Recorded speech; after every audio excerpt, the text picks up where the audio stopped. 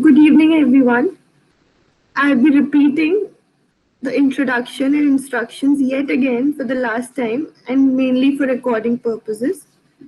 I, Vallabi Jalan, am the convener for this evening on behalf of the collective Curating for Culture. I finished my graduation in media design and then a diploma in public space design from Srishti Institute of Art, Design and Technology. Currently, I'm exploring the process of archiving through a project on my grandmother's stories, which was an outcome of a workshop I attended by Ishita. Before we get started, may I please request you all to ensure that your devices are on mute, your WhatsApp tab on the browser is closed, and any electronic devices around you are on silent. These sessions are being recorded and screenshots will be taken for documentation and dissemination purposes. Hope we have your consent for the same. Curating for Culture has emerged out of collaborations and initiatives explored by Ishita Shah. Ishita is a designer, historian, and curator currently based out of Bangalore. Under the aegis of Curating for Culture, she has been facilitating learning programs and curating archival projects with a wide variety of collaborators. Prior to being an independent practitioner, Ishita was an educator and coordinator to the UNESCO chair at Srishti Institute of Art, Design and Technology. She was also the founding archivist and oral historian at SEPT Archives, Ahmedabad, India's first repository for architectural, planning, and design related material. I would now request Ishita to tell us a bit about curating the series and then introduce our fourth and final speaker, Smriti Mehra. Good evening, everyone. Sorry for the interruption. There's been a technical issue with Ishita's computer, so she'll be rejoining in just a few minutes. Smriti is a video artist from Bangalore, and she's living and working in London. She has earned her MFA in Media Art from NSCAD University in Canada. She was an artist in residence at the Center of Experimental Media Art and member of faculty at the Srishti Institute of Art, Design and Technology in Bangalore for over 9 years.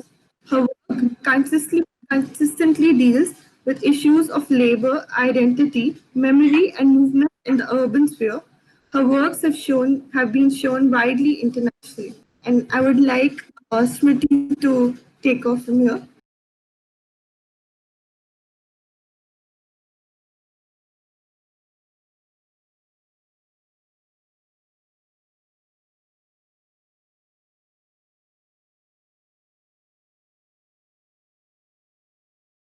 Thanks, Vallabhi, and welcome everybody to the talk today. I am, as Vallabhi said, I'm an artist and I have been making work in Bangalore for more than a decade. My work all begins, I think, somewhere with wanting to remember. My very first project with non-fiction video, which is the work that I do. Sorry, I'm just trying to, okay, there you go. Okay. Yes, my work started with looking at the meat market in Bangalore city. I went there out of my own desire to remember the space as I knew it when I was a little child, when I used to go there to buy. I would go once in a while with my uncle to buy meat for the weekend. Of course, things changed. We no longer visit those kind of markets in our daily lives. Things are in the supermarkets closer to home. You buy meat that's packaged, or you have a butcher close by and you buy meat. But in that market, you could actually see carcasses, and you were informed of where that meat was coming in a certain way. I explored a lot of spaces where people work manually with materials. So my work has looked at the meat market, starting with the meat market, then going into the dhobi ghat, looking at people washing clothes and ironing. then going into the flower market, and not just the flower market, but tracing the trajectory of the people who work with the flowers, from the farmers to then the market, and then on to where people actually use the flowers. I'm just going to share my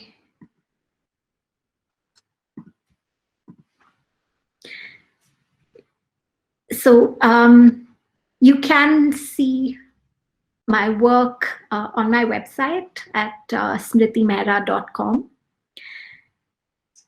The work that brings me into today's conversation is the work that I am doing at present around the memory project. And in particular, the one work that has been completed is a video titled Like Dadima, Like Smriti. My grandmother passed away more than 6 years ago now. And we lived in a family home in Indranagar. After she passed away, we were planning to move out of that house. One of the reasons being that we lived on a main road and it was no longer a residential neighborhood. And from there began the process of going through all the things in this house and sorting out and trying to downsize. While going through lofts and other spaces of, all corners of the house where things would get put away, a large part of my grandmother's things were stored away in big trunks. This particular video looks at one trunk, and it was a trunk of my grandfather's clothes that she had put away and not sort of dealt with. He died when he was fairly young. He would have been, I think, in his mid-30s, and my grandmother, perhaps at that time, put away all his clothes in one of the trunks, and it just got stored away. In this process of going through all the things in the house, we came across this, and by we, I mean, at the time, my mother and my partner, Matt, we went through all the things in the house, and it took a lot of emotional energy to work with finding these things and then thinking about where they ought to go, what we ought to keep, what we ought to give away, what we needed to throw. And this process went on for over 4 years.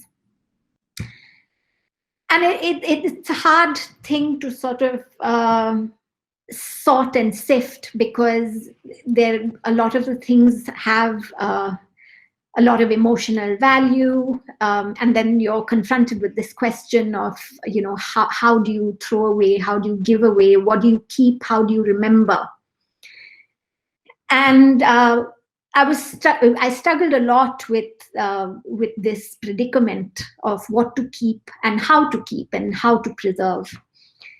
And I did know that we couldn't keep everything that we had, because there was going to be a lack of space. This was a big house, and my mom was going to move into an apartment. We weren't going to have that amount of space to keep everything. I remember when we were going to open this trunk, and Matt had said, why don't we just set the camera up? Why don't you play with what comes out of it? Just see how you respond to it. I hadn't actually ever thought that this work that I would share this work publicly, that it would become a piece of work that would go out. It really was a process that started off as a way of sort of just recording for myself. And that's kind of the vein in which the work was made. It was like, okay, let's record what comes out, and that way, we'll have something to look at once the things are gone, because they had to go. This particular video basically has me trying on all these clothes, which were mostly all three-piece suits. My grandfather wore all these clothes. I started to hang them on what was a clothesline, which you can see running through the garage.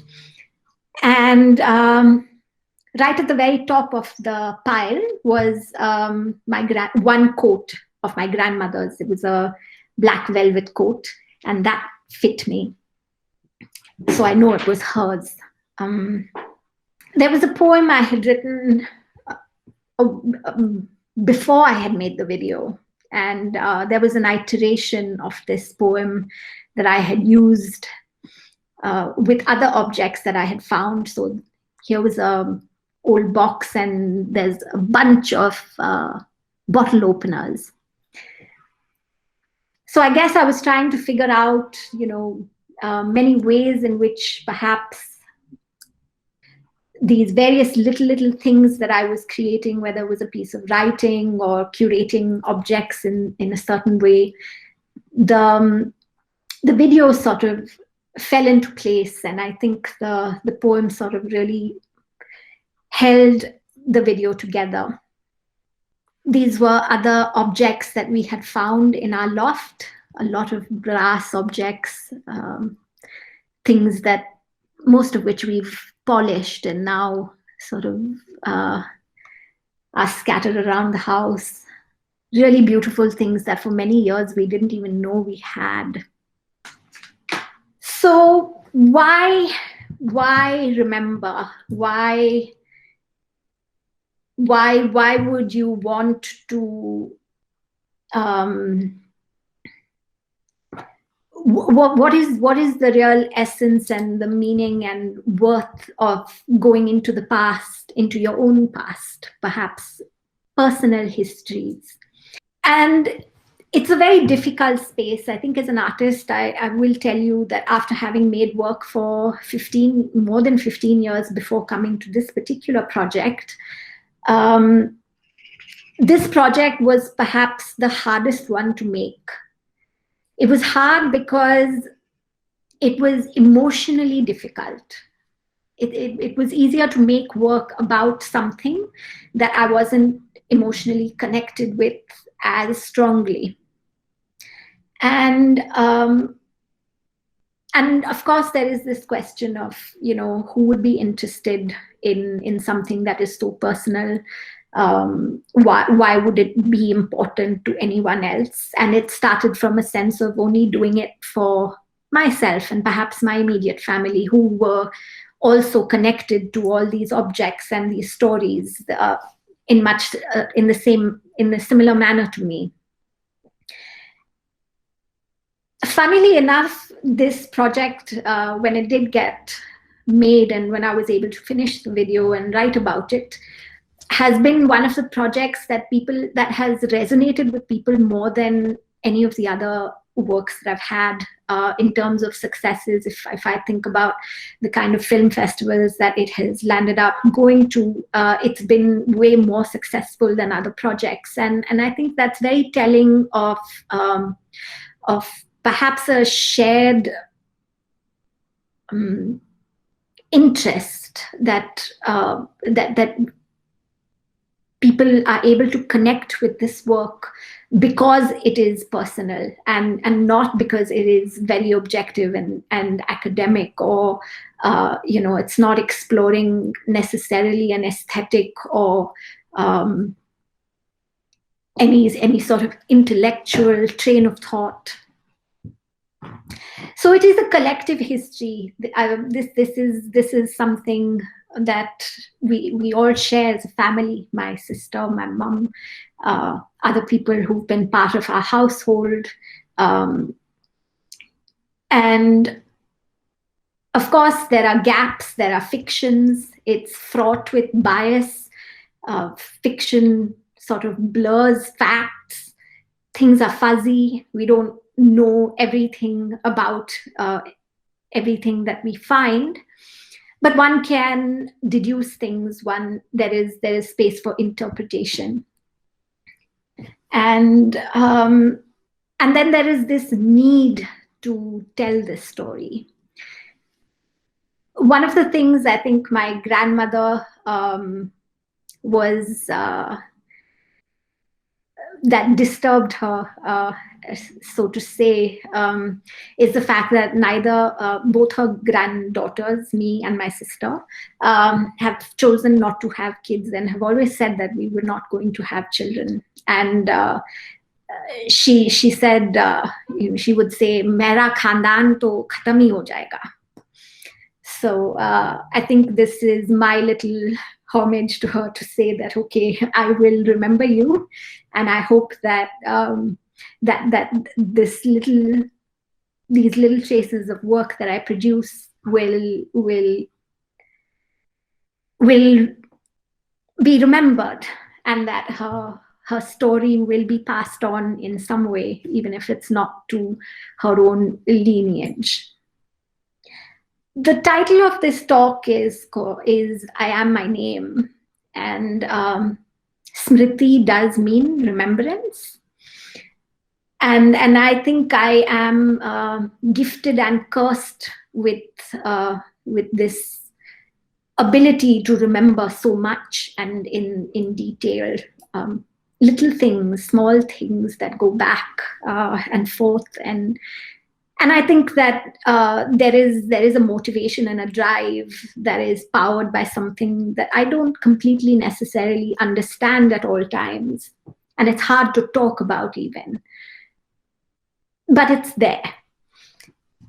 And so the need to make this work, to remember, and perhaps in this remembering and solidifying of this memory, perhaps an allowance to forget as well. So yes, artists are always looked at also as perhaps narcissistic people. If you look at the title of my talk, perhaps you thought, oh my God, okay, another artist who is narcissistic. But I think it's not so much narcissism as much as, say, all artists at some point, I think, in their trajectory of their work, do turn back to look upon themselves. Take the idea of the self-portrait, for example. Many painters, photographers have looked at themselves and have painted themselves. And this is an important thing to do, I think, to be able to understand how one can view somebody else if that lens is not turned in the direction that points to you. This is the first video in which I have placed myself in the frame. It was extremely difficult to do, and I admit that because I'm the one with the camera. I'm the one pointing and shooting somebody else, and will hold the camera there till the person gets comfortable, or till the person is just tired of sort of being conscious of the fact that I'm there and I'm looking. So it is about understanding the self, understanding the nuances of what it is to actually be able to look with the same, I wouldn't say objectivity, but with the same lens, to be able to see if I can look at something else, how am I also looking at the self through the same frame, perhaps, in the way that you look. I think the one consideration that is crucial in this process is to be able to also think about what is personal and what is private. And what is private perhaps is not necessarily something that needs to be shared with a larger public, but something that is personal still has a possibility of allowing people to enter the story and to be able to connect with and resonate with what is being said or trying to be expressed, whether it's through an image or moving image or a book or memoir. There's so many forms of self-reflection and the process of creating things that put the author at the center. Having said that, I also do think that in my work, I don't think the work really is about me at all. I see myself as being an agent, really, somebody that facilitates this process in which I myself am just incidental. I just happen to be that person or the teller of the story. Memory is definitely linked to history. History is then linked to identity. And I am a product of so many things. I am a product of my upbringing. I am a product of my convent education. I am a product of the relationships that I have built in my life. And these things are important. It's important in understanding not just who I am, but in understanding the world around me, how I see things, how things are framed. And of course, I think at the end of it, trying to get to the crux of what is important and what is it that I would like preserved. What is it that I would like to share, and what is the value of that in the end. I think the one thing that has been occupying my mind of late, given the current scenario of all the happenings in the world, today history is being challenged. I'm living in London, and here is, there's statues are being thrown into water bodies and are being defaced and vandalized. It's all an act of defying institutional narratives that have privileged certain perspectives that suit the state. History has always held a political agenda, a sort of narrative that suits the state. But there are personal histories and there are private histories that are important to also take into account. Lived experiences are important, and I think that at some point, remembering itself becomes an act of defiance. And then my question really is, can memory actually then be used as a tool to dissent? Still a question that I'm trying to grapple with. There are no easy answers. But just the fact that the context keeps expanding, and these are questions that will keep coming up, especially if one looks inwards and starts to delve into personal stories and histories. I'm just going to try and share my screen again. Bear with me. Going back to my grandmother, this is a picture that she has taken of herself, a self-portrait, as you would call it, as opposed to a selfie. I don't really know too much about when this was taken. I do recognize that there's a table that we still have in our house.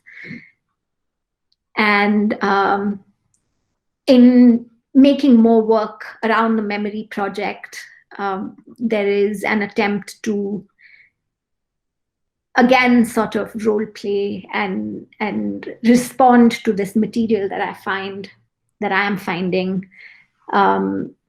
One of the things that we also had to collect from all corners of the house at the time that we were sorting through things was my grandmother's collection of photographs. There were about roughly 2,000 photographs, and Matt very meticulously scanned all the photos and sort of made an archive of our old photographs.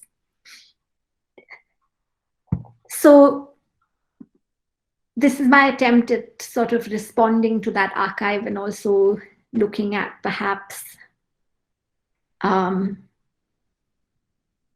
differences and similarities. Here I am in my grandmother's sari and old blouse, which are the only clothes that I have seen her in, Indian clothes. She always wore saris and they were always white, which is what she chose to wear after my grandfather's death. So these clothes predate that time. I have never seen her wear these clothes, but in unearthing all her things, these were things I found. And here I am wearing a sari, which I don't normally do. A lot of people, when they see this photograph, think that it is, it must be me or my sister. It's a bit unusual to think of my grandmother in a dress. But there are other things that we have unearthed, such as the plan of our house, the architectural plan of our old house that we have now sold. And there are ideas for other projects. There is a big shawl, which is a man's shawl that we also found. And here is a sketch of perhaps what might go on this shawl, apart from I'm thinking of making an embroidery of the plan, and then also embroidering all these creatures that we documented from the garden, and sort of looking at them as also inhabitants of that house who were also forced out when we moved out. So lots of little ideas that will perhaps grow this project. I'm also working on a memoir of growing up in that house as a young child, and everything that I can remember of people, of the city, of the village really that I grew up in. So I am going to end my talk here, and it would be good to go into a more sort of informal discussion space. I'd be happy to answer questions and clarify anything perhaps that I've not explained well enough. As I said, I think that this project in particular is harder to talk about because I am a participant in more than just being somebody who is an artist trying to deal with a subject. This is close to home. Am I audible now? Yes. Very good. Okay. So in an age of tech, one device comes to rescue when the second one comes to rescue when the first one goes for a toss. But there's always a way. Sorry, Smriti, I missed introducing you from a more personal space in that moment when internet crashed. But I think I wouldn't have done justice either, because just for the know of audience, I know Smriti more as a colleague. We were teaching at Srishti at the same time. And that time I knew of Smriti more as a visual artist, and much lesser through and a teacher, and much lesser through the work that you have been doing. So I think internet basically saved me. Thank you so much for taking us through such an experiential presentation. I mean, and holding yourself together, because it was very intense for you, as we understand, and quite beautiful. So I want to start with one very naive question, which is, what happens to all of this material once you have worked with it? So this is more, rather than naive, this is the archivist in me, rather, which is, what happens to this material when you have worked with it? Well, it's still in the process of being created. One video is complete. There are lots of other little projects that are in various stages of development, most of which are still in my head. I think being in London gives me a sort of distance, which is perhaps good for the project. I'm away from the city. I'm also away from the things. So it allows me to process this in a slightly, with that distance sort of helps me. But it's hard. A lot of the ideas that I have, the material is actually still lying in Bangalore in mom's new home. So I don't have a lot of the material here. So things will be worked on in bits and pieces. I have the shawl. I brought the shawl the last time that I went home. So, one can start embroidering that. But where will this go at? I'm not really sure. One can hope that, one day, as an artist, my work will be archived somewhere if I ever get close to any kind of fame or being, taken seriously. It's a good question. I don't really have answers. I would like to keep my website going. One can do that for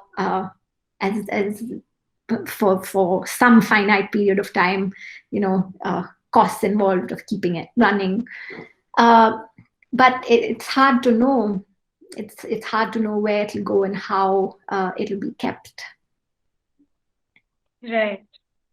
And the next thing that comes to my mind is again something connected to what I would have said to introduce you, was that we saw your work under the theme of empowering the local, of the 4 themes that we have identified for curating archives.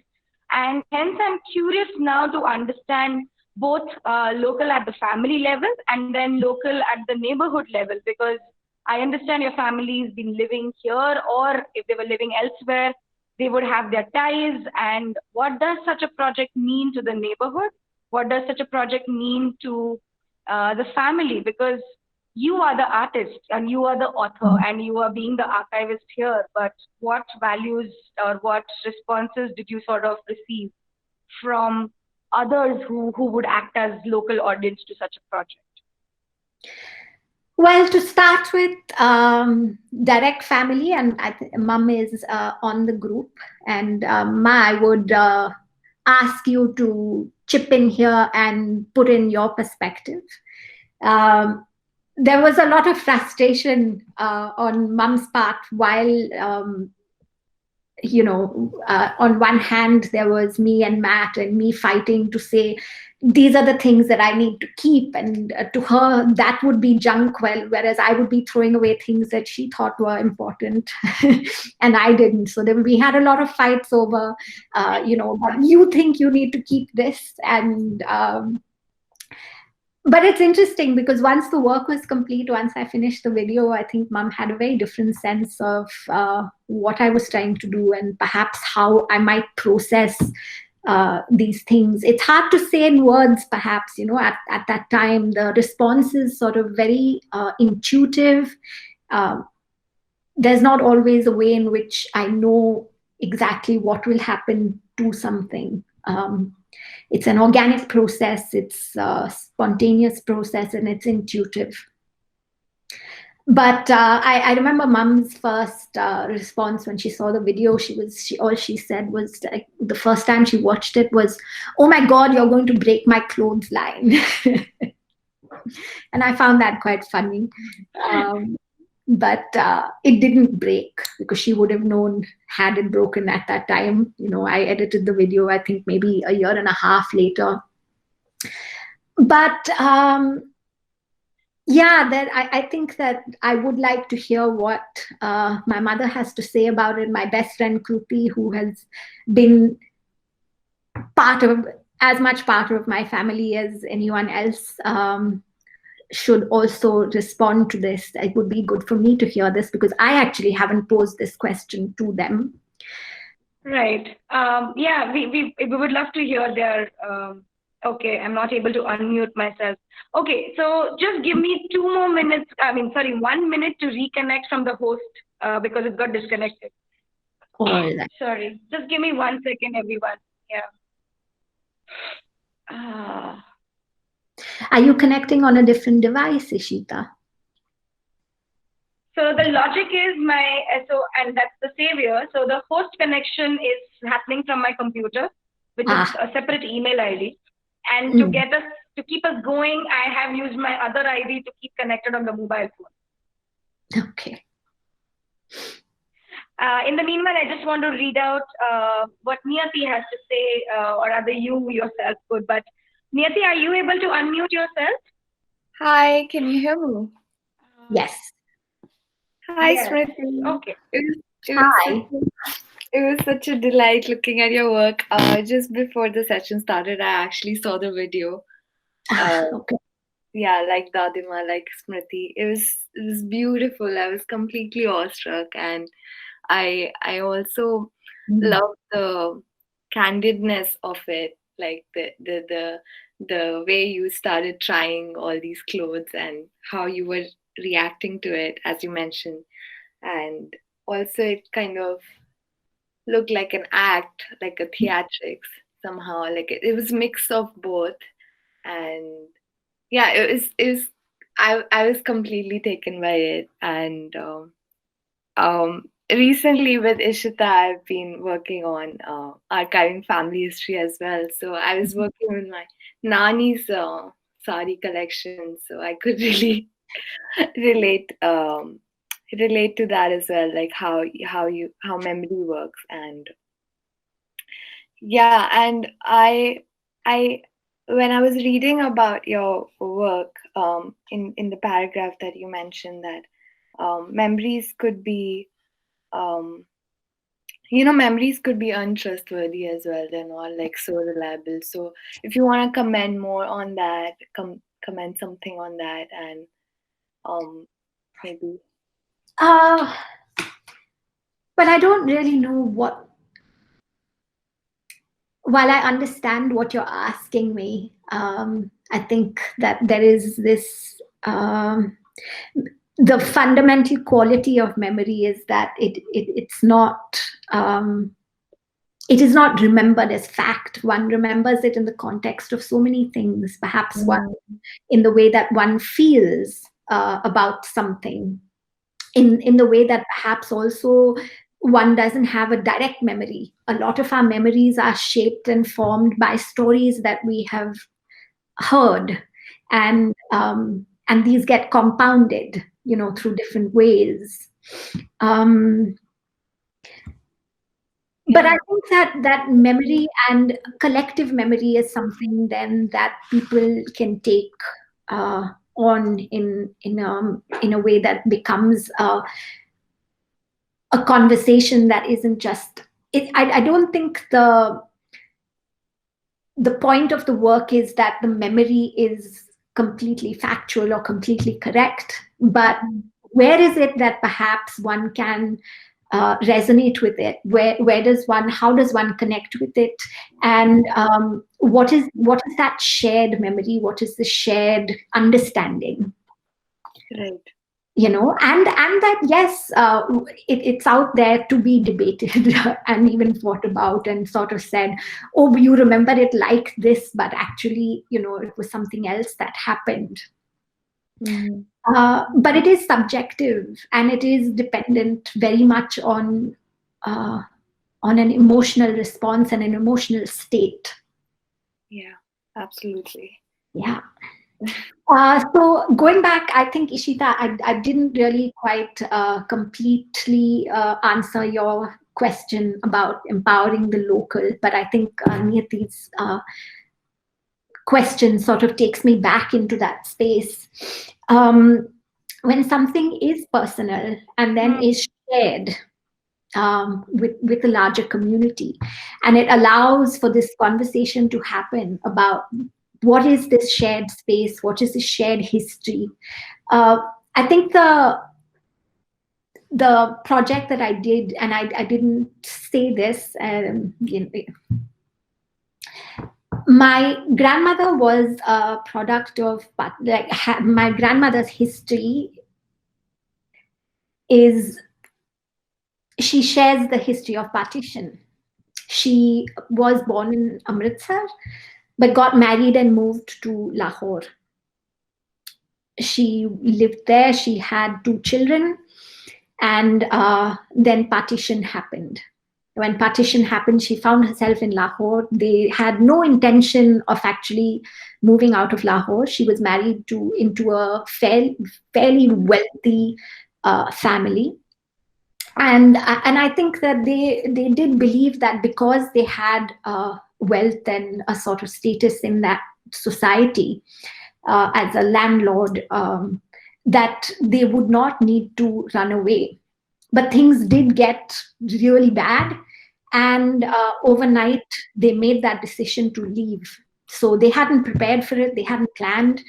My grandmother basically gathered what she had at the time, which was her jewelry, and moved out of what is now Pakistan, which wasn't Pakistan, it was just one country at the time, and never went back.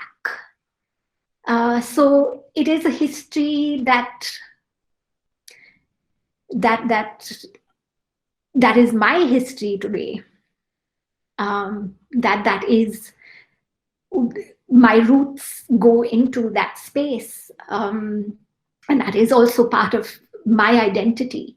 And I think that that's where empowering the local becomes broader than just oneself, but a community and of people that it can connect in so many other ways. A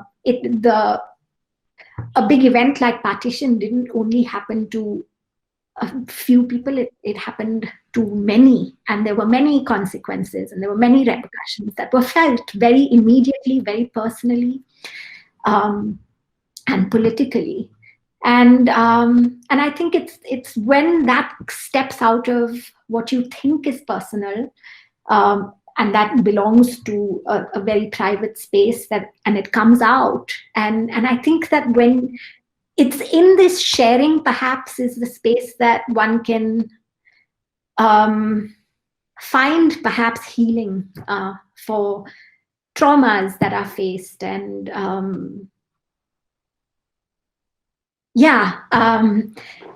it's also extremely hard to talk about these things. I will tell you personally, very admittedly, that I had wanted to ask my grandmother about her lived experience of partition way back in 2007, when I had finished my master's in Canada and come back. And I kept thinking, and I had all these books that I'd bought about partition to read about it and sort of say, okay, I really want to document this story from my grandmother. And I was not able to do it. I think it takes a different kind of courage to have that conversation. And I, as much as I would like to think, at that time I thought, why would I want to stir, something that would have been really disturbing? But I don't think, had I asked her, that she would have been afraid of talking. I think I was not in a place of listening. My fear was of taking on that history in that way, and I wasn't ready to do it. So it is very hard, but I think it's important, because I think that if you start to look into your own history, your own past, your family, the people who've lived and seen a very different time.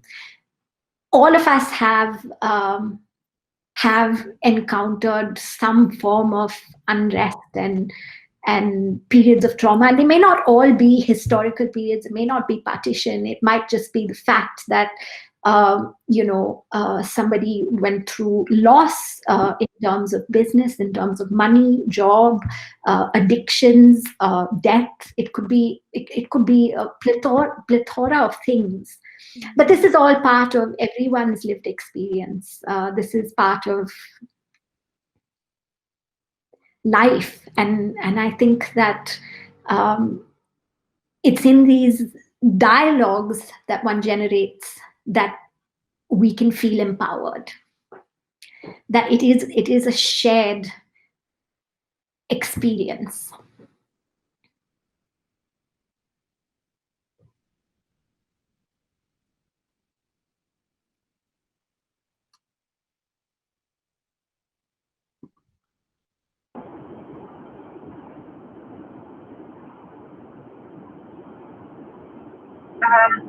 Can I jump in? Can you hear me? Yes. So I am Smriti's elder sister. Just jumping in to make one statement and to ask a question. Yes. The statement actually relates to personalizing history, which is a little different than empowering the local. And I will say I really appreciate this piece and the way you linked it to a political history of the country, because for me, I have found when I've looked at history or when I've studied history as an external student in school, in college, when you read books, it doesn't resonate in quite the same way as when you read it through fiction or watch it through fiction, through the eyes of a protagonist that is suffering or has experienced it. For me, World War II made sense when I started watching TV shows that used World War II in the context of not just a plot device but a background.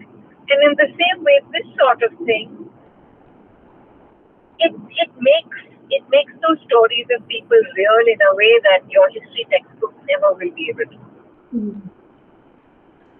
My question there, as an artist, how do you feel responsible for making this happen?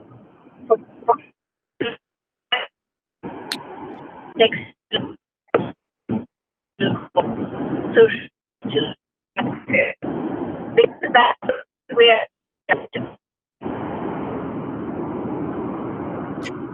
Thank you for that question. And I think that's really important. As keepers of our history, we are responsible for the narratives that we produce and this sort of agenda that can be questioned. And I think, again, as an artist and in my working of it, artists make work for it to be seen. The process of making art never finishes with just making and completing an artwork, but in actually allowing that work to go out and to be challenged, to be able to, the process of people responding and how they respond and what is said, I think is a very important part of that process. Otherwise, why make art? We could all be making things and putting them under the table and in drawers and storing them. But that is not the point of the work. So I think that responsibility is something that one has to be conscious of as an author of the work. But I think that there is also, it's not any less responsible. The responsibility also lies in the response that the work receives from the people that perhaps consume it and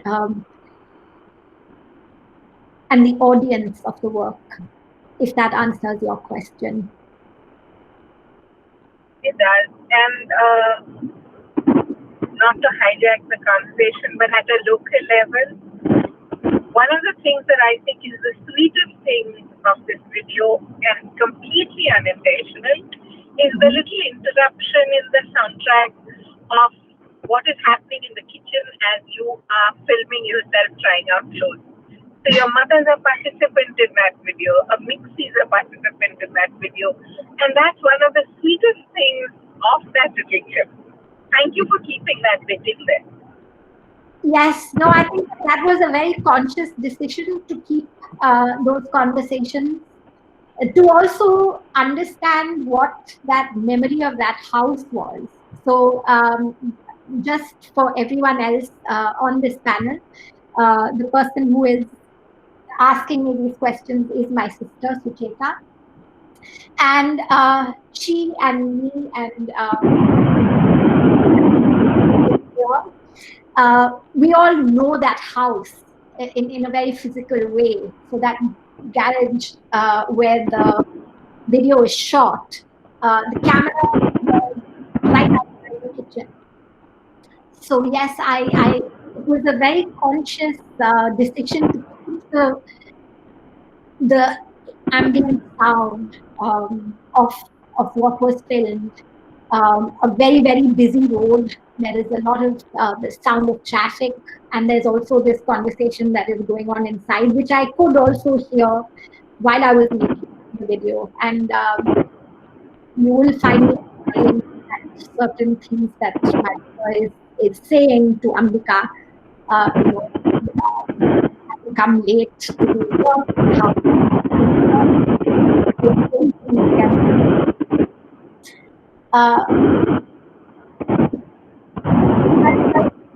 I think there are a lot of insights that you have never voiced. So I have made meticulous notes of that. Thank you. Hi, Smriti. I have a question. Yes. Basically, from the archiving point of view, so like when you're looking into a particular person or somebody's life or somebody's house, so then you come across certain objects which you don't know how to date, or like, where did it come from, or the story behind certain objects. Like obviously, few things were used for certain purposes, but then there are objects which you don't know why were they used. So like, what do you do with these things? Like, how do you relate those objects to the story? Or, like, do you choose to create fiction around it? Or do you, like, try to find what, through other people? Because I'm also, just because my grandmother is here, but then she has dementia. So she does not remember certain objects. And this, so like, when I'm, just putting her stories together, so there are missing things. So when I find these objects, then she does not know anything about it. So like, yeah, so it was just a question. Yeah, no, that's a very good question. I think that there are many gaps. One will find many gaps. There are always. I have more questions than I have answers to share, and I think that the one way to go about it is that ask other people that are related to those objects in some way. Who are the other relatives? Perhaps your grandmother's siblings or other people who are older who have shared part of their life. Even if it was an old neighbor or an old aunt, it doesn't have to be necessarily familial. But perhaps you will find answers there. Yeah, but then is it right to create just to create the entire narrative? Is it right to create fiction around those objects, or like just something that you're not sure of? Suppose she tells a story which you're not sure if it's true or not because she's just not sure herself. So like, should we add those things in the narrative, like, or? I don't think that there is any right or wrong. I think that there are many ways in which one can approach it, and you try and find your answers as best as you can. And I think that there is space for filling in those gaps with fiction, as long as you are able to articulate your process and are honest about what devices you use. I Yes. think there is no way to go really terribly wrong. I think you only go wrong when you fail to state the process or the intention, or that you try to obscure something out of very intentionally. So it's okay to acknowledge the fact that there are these problems and state that what ways were there of working around it. Yeah. Okay. Thank you. Just so you to answer your question, I would actually like to show you one of a project that I really like from an artist that I sorry, I'm just trying to change this layout so I can see what I would be showing you. Okay. So here is a project by a photographer who is also an artist. His name is Raphael Goldchain.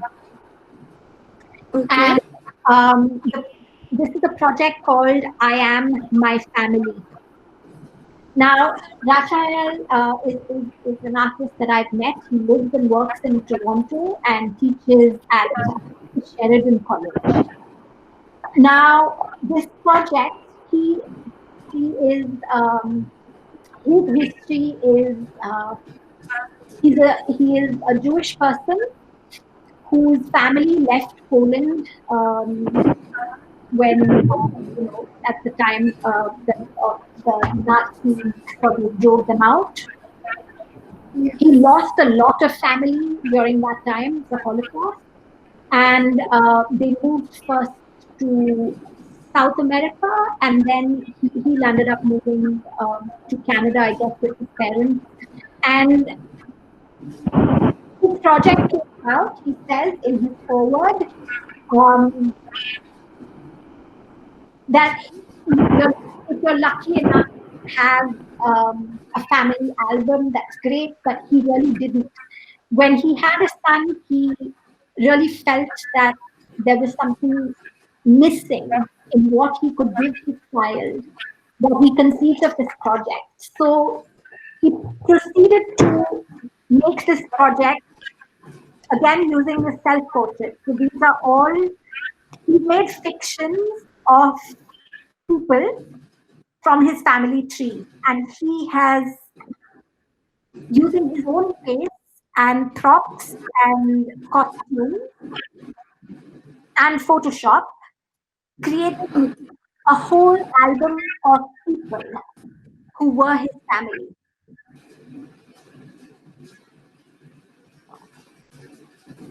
Wow. Yeah.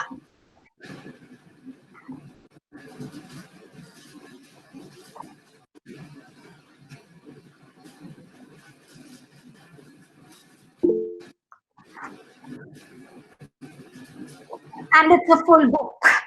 It's a large project with lots of images, and of course then also a lot of his notes, a lot of his digging into what he could actually find out. So yes, there are ways in which one creates fictions and one works with gaps and what one doesn't have.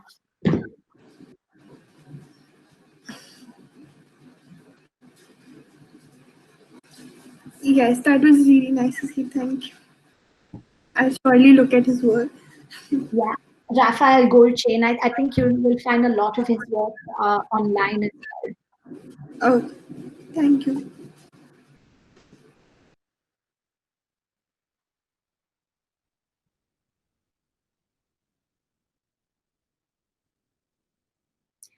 Any other questions? While I guess we're having a lot of internet issues. Yeah.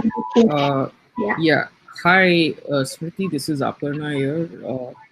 Hi. Very interesting presentation because I can relate to it a lot because in 2012, when my uncle died in Bangalore, we found a lot of family-related objects and letters dating back to 70 years or more, which Mhm. includes, letters like, his grandparents wrote to each other when he was born. So it's an interesting set of things. Those things are preserved by me, of course, and it's part digital, circulates within extended families or the villages we belong to, because there was some village history and family histories found. uh, Even in my paternal family, we have extensive material which deals, with histories which relate to a collective history in some way. Now that you say, you said in your presentation, I can relate to it. How some men in the family, you know, broke the traditions of not allowing one of the sisters, getting her hair tonsured when her, husband passed away, and stood for her, against the society. So, but again, making these things public online involves a lot of consent from other family members too. So my question relates to this. You already spoke about the dilemma of what to keep or not and what to discard, and the distinction of objects which obviously are personal and private. uh, I'm sure it takes an emotional investment to decide what goes public or not, despite the fact there could be a collective history or not again. And, these consents are required from extended family. How do you deal, with these issues? I think that you come to that process of sharing and negotiation after you process the work yourself. Otherwise, it becomes too tiresome and the process sort of goes in too many directions, and then you will find there will be more blocks than there are ways for you to sort of allow yourself to openly respond to the work. So my response would be this, that use the work, make the work, write about it, let it take whatever form it is that you would like it to take. And then once you have processed it, once you have to some level also engaged with this idea of perhaps what problem would somebody have with it? Is there something that is contentious?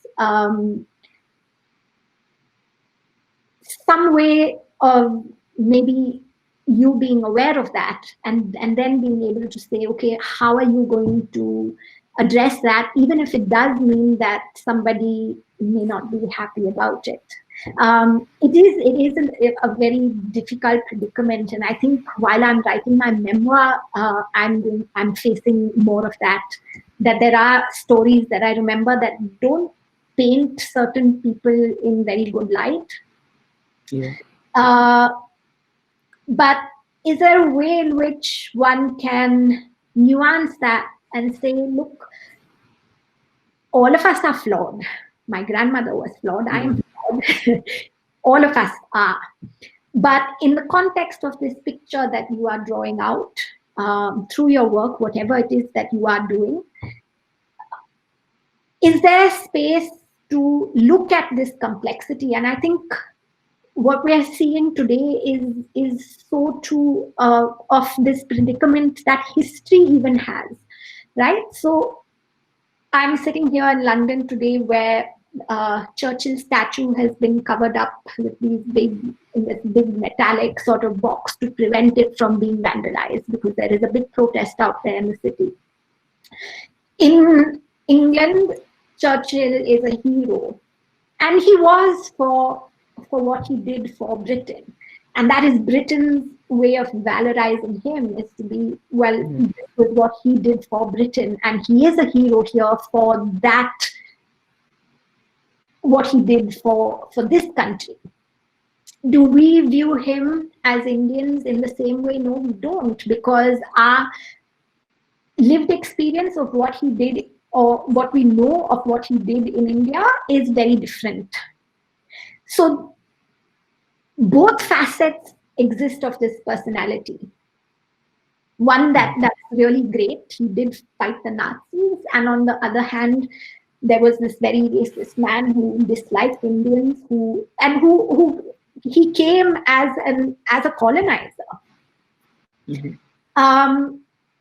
So there is this big debate going on the radio also this morning about people saying, well, it is Britain's history, and in Britain, are they not allowed to have their own point of view, which is right? I mean, it's difficult, and it is very hard to negotiate these things. And I don't think there can be no perfect resolution. You know, there's always going to be somebody who is perhaps not going to be happy. But one attempts at still preserving that history because it's important, right? Rather than just saying, should we just remove it? It's not as simple as that, is what I'm trying to say. I don't think that any of this is simple. And that complexity is something that you have to engage with as a historian, as an artist, as somebody dealing with any kind of preservation. Yeah, in my case, actually, I'm not a historian, neither an artist, though I am into the archiving aspect from a technical end of, audiovisual and, motion picture preservation. So, these are things I just found at home over the past decade, or I've seen at home over, 2-3 decades. And it becomes a challenge because nobody in the family is into archiving as a profession. Right. And to make them understand again, the value and importance of these things is a challenge, though I've been trying to do that and I've done my best to, preserve those. So, yeah. Yeah, no, I'll tell you that, like, my mom has put up a little note in the chat and saying that she wasn't happy trunks. With, and she wanted to throw them away, and I had these we fought, like, we had big fights, lot of shouting, lot of screaming, but I think like I said, it's not until the process finishes to some level that one can then take it out there to say, okay, this is what we can then talk about. While it's in the process, it's very hard to articulate the why. It's very hard to articulate the process. So give it time and let it come to that point where then it can be shared.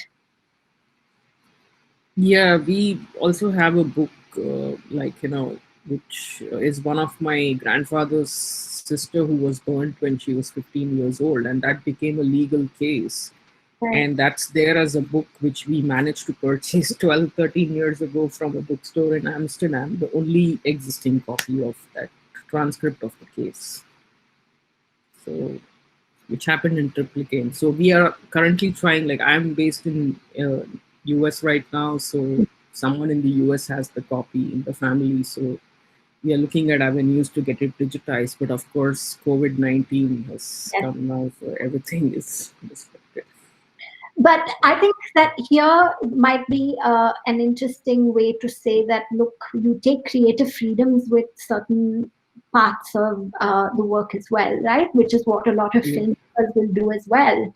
That it's good to use that as source material, but perhaps using that source material as research material, can you then fictionalize it so that it doesn't necessarily become a direct link, if you know what I mean? Yeah, right. So one can still preserve the story, perhaps change the names, change whatever. Change the names, and at the end, attribute it if need be, right? Say that, look, this is the source of it. Parts may have been fictionalized, or a lot of it has been changed to keep The name's identity confidential. of the person private. Yeah. Yeah. So there are many ways. But I think it's important to have the conversation with the person as well. Because I think that if it is a shared history, then it's important to be able to have that conversation. Maybe you that right side of the story, that Yeah, right.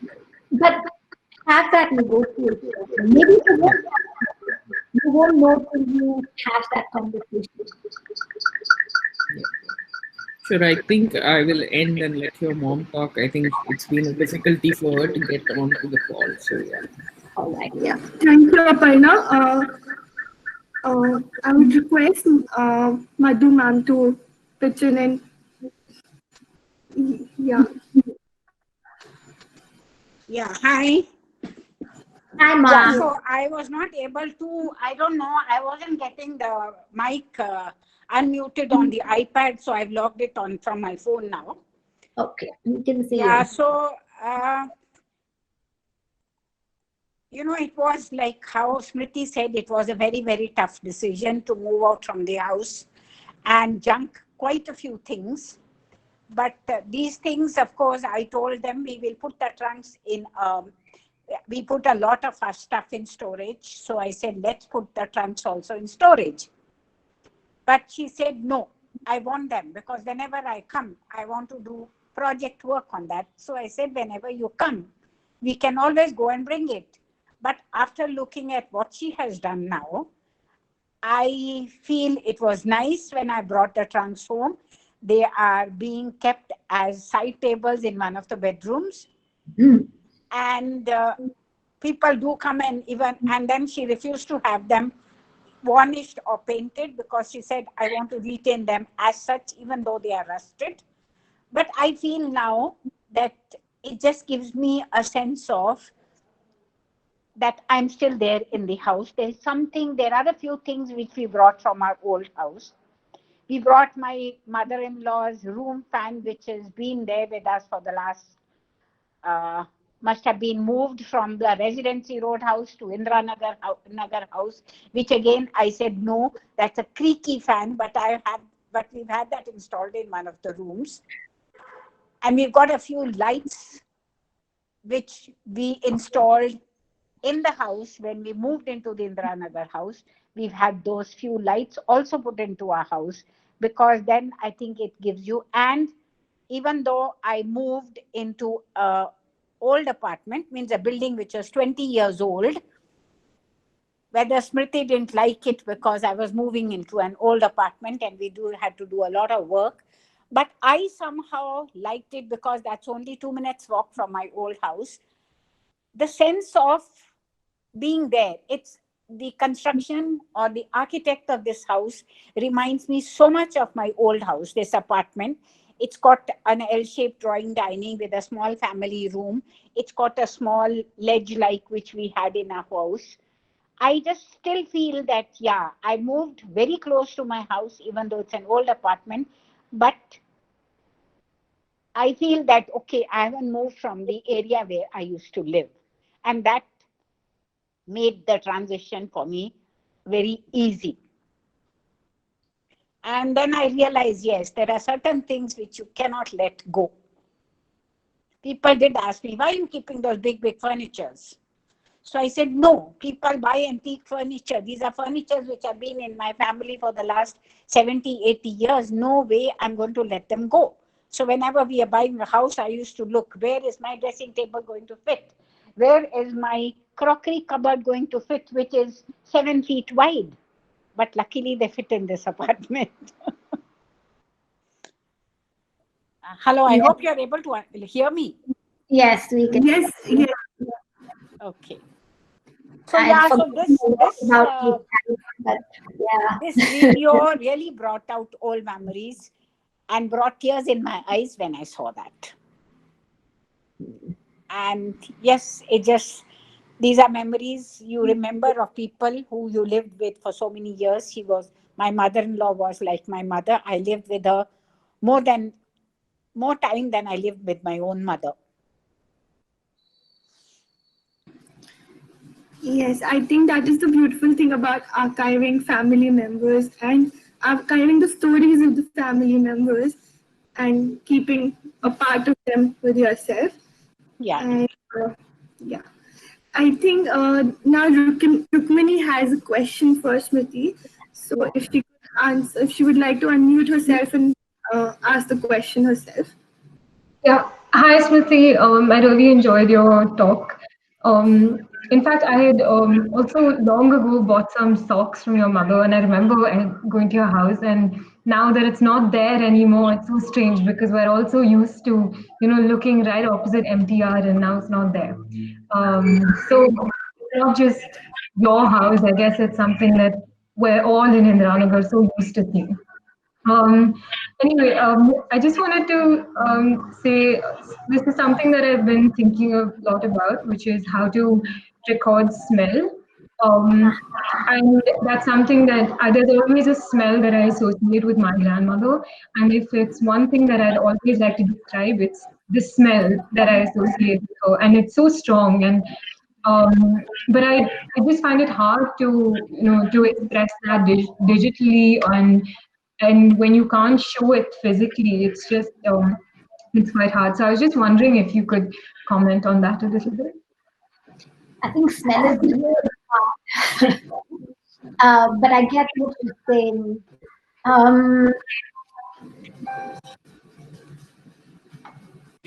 Not 100% sure how you would document, but I think that one of the ways would be to perhaps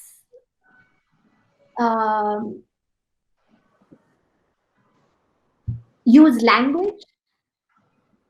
What if you were able to describe the smell? It's hard. That's a really tough one. And I think that smell becomes even more complex because even if you did have a recipe to create a smell, say from like, especially something like perfume, that it can smell very different on different people because it's not just the perfume itself, but then how it, the interplay between the perfume and your own body smell that produces something that becomes very unique. It's a hard one. What types of smells are you thinking of? Like, are they related to food or are they related more to body? I guess body more because I always associate her with gingerly oil. Yes, it's oils, it's also soaps perhaps that she used even to wash her clothes, or there are just so many factors. Yeah. Yeah, I do think that there are some artists that do work with smells. I know of, and Ishita would also be able to put you in touch with Yashas, who's in Bangalore, who worked on the creating petrichor and actually using creating that smell in a lab, the smell of rain. Okay. But perhaps there are artists out there who do work. Start with looking up he's a very interesting work. He has done at least that one project with smell. Okay. Yeah. Thank you. I think there was a lot of background. Yeah, I'm so sorry. I think there's some dogs barking or something. Yeah, that's fine. Yeah.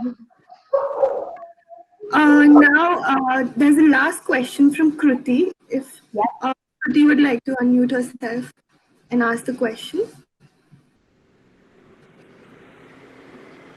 It was not really a question. It was more a response that, I was asked even earlier to speak when my microphone wasn't going on. Mm.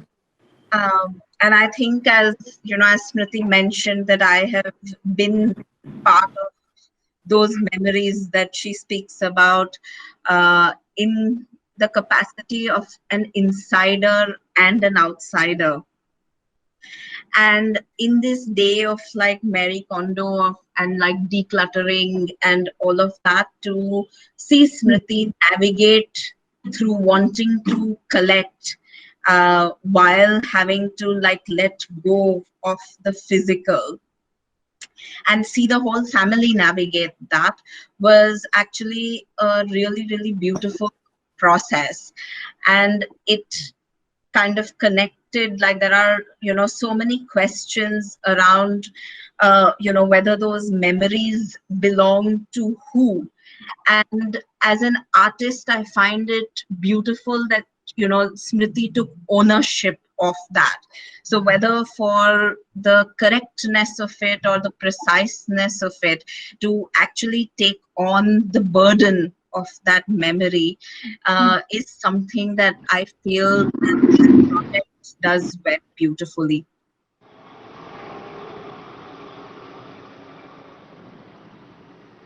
Thank you, Kruti Ben.